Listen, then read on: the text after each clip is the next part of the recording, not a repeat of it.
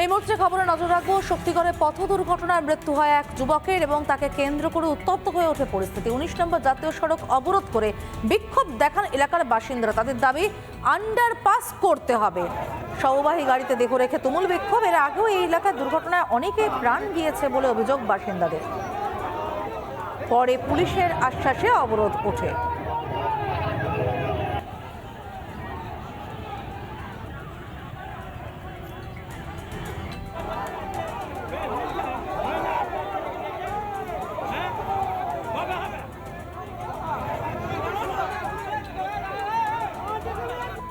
Underpass হওয়ার কথা ছিল, সেটা হবে হবে করে আজও পর্যন্ত কোনো কাজ হয়নি। সেই জন্যই এই কালকে একটা অ্যাক্সিডেন্টে মানুষ মারা গেছে, তার জন্য অবরোধ।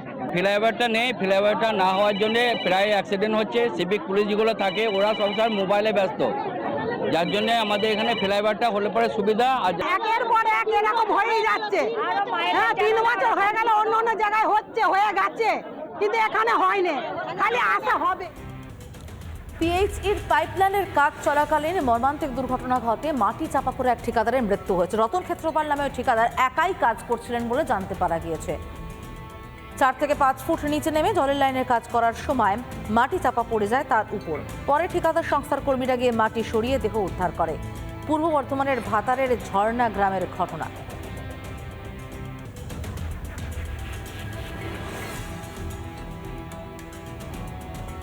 ওখানে ছিল, মানে লিক ছিল, পাইপটা ফাটা ছিল। সেই পাইপ ফাটাতে উনি ওটা মেরামত করতে আসছিল। মেরামত করা উপলক্ষে দেখতে তো এখানে বিশেষজি মাটিটা না খুলে নয়, এখন খুলে দেখেছেন ওখানে উপরে কালভের তলা রয়েছে। উনি বুঝতে পারেন ওইটাকে মাটির উপর ফেলেছে। মাটির উপর কাজে নিজে কাজ করছিল, কাজের উপর রাখে উনি। বৈদ্যবাটির শেওড়াফুলি কোঅপারেটিভ ব্যাংকের নির্বাচনকে কেন্দ্র করে ধুন্ধুমার অবস্থা। বিরোধী পক্ষ দুই পক্ষের মধ্যে গন্ডগোল হাতাহাতির পর্যায়ে যায় এবং ভয়ঙ্কর একটা পরিস্থিতি তৈরি হয় শেওড়াফুলি ব্যাংকে। সেই ছবি দেখতে পাচ্ছেন আপনারা। বিরোধী প্রার্থীদের ভোট কেন্দ্র থেকে মারধর করে বের করে দেওয়ার অভিযোগ ঘিরে উত্তেজনা। প্রতিবাদে শেওড়াফুলি বাড়ির সামনে জিটি রোড অবরোধ করে বিক্ষোভ বাম, কংগ্রেস সহ বিজেপির।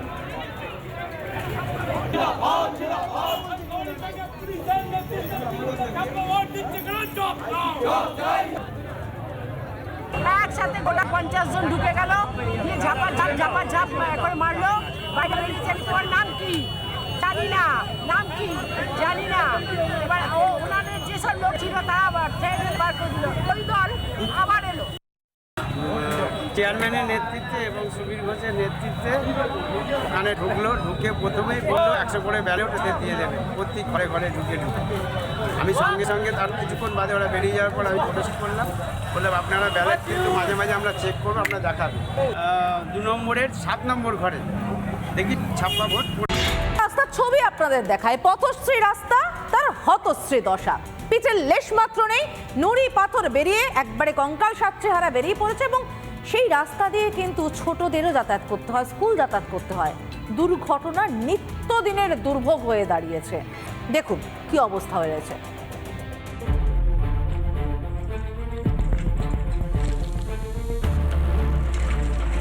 এই হলো রাস্তা। এবড়ো খেবড়ো এই রাস্তা দিয়েই প্রতিদিন ছুটে যায় বহু গাড়ি।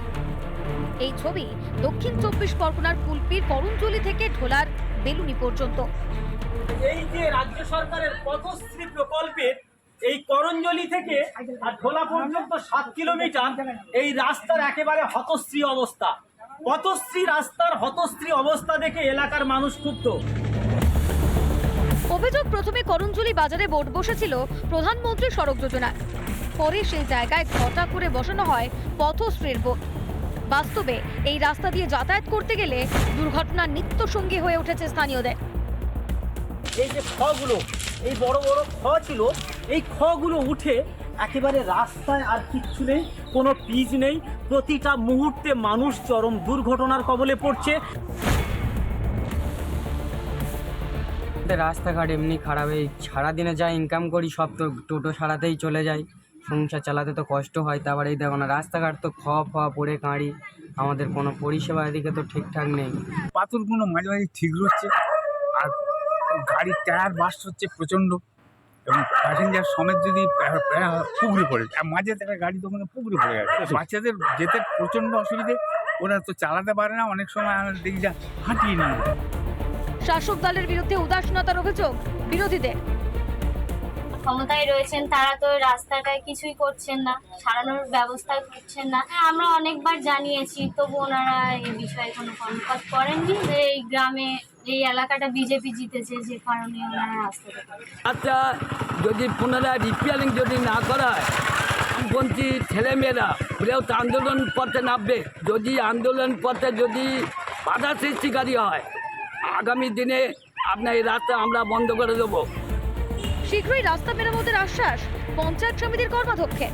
করঞ্জলি থেকে ঢোকার মধ্যে একটা অনেকটা জায়গায় ক্রসিং আছে, ওই গেটে পাইপ ঢোকাতে গিয়ে ওই রাস্তা যারা করছে আর যারা পাইপ লাইনে করছে দুজনের মধ্যে বাগবিতণ্ডা হয়ে দুজনে বসে কথা বলা।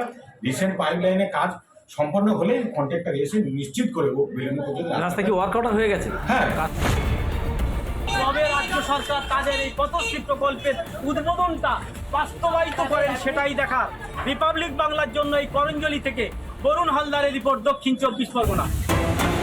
নানা ধরনের কন্টেন্ট দেখার জন্য লাইক করুন, শেয়ার করুন আমাদের ফেসবুক পেজ, সাবস্ক্রাইব করুন আমাদের ইউটিউব চ্যানেল।